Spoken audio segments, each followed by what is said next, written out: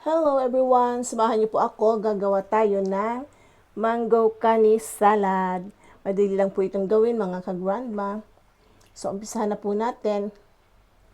Sa isang mixing bowl, pagsasama-samahin lang po natin lahat ng ingredients. Inuna ko po yung carrots. Isunod po natin ang cucumber. And then, sunod po natin yung kernel corn. And yung crab meat or crab stick. And then sugar.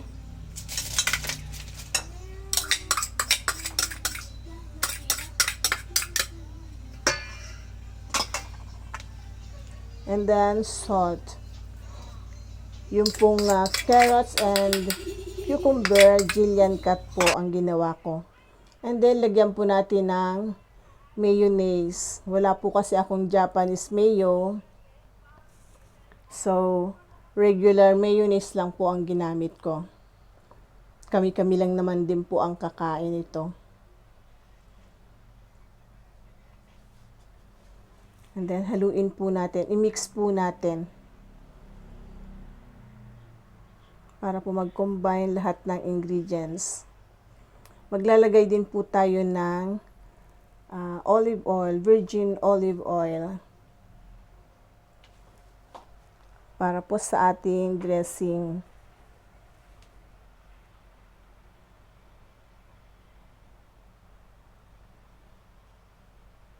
Hindi na rin po ako naglagay ng lemon.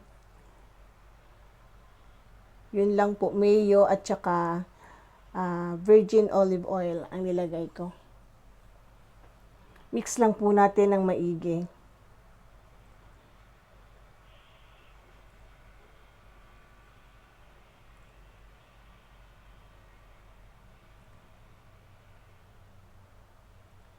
And then, maglagay po tayo ng mango. Ito po yung magpapatamis sa ating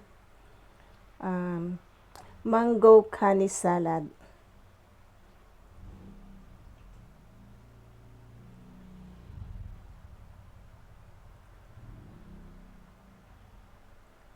So, magpi-plating na po tayo. Madali lang pong gawin, di po ba, ang mango kanis salad. So, sana po magustuhan nyo ang video na to. At kung magustuhan nyo po, huwag kalimutang mag-like, share, comment, and follow. See you again on my next video. Ayan, nagpi-plating na po tayo.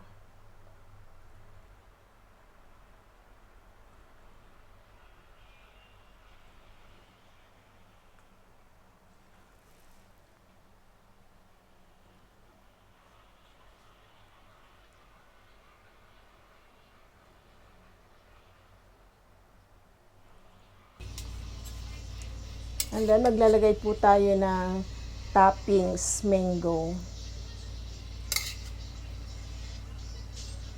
Mango toppings. Ayan.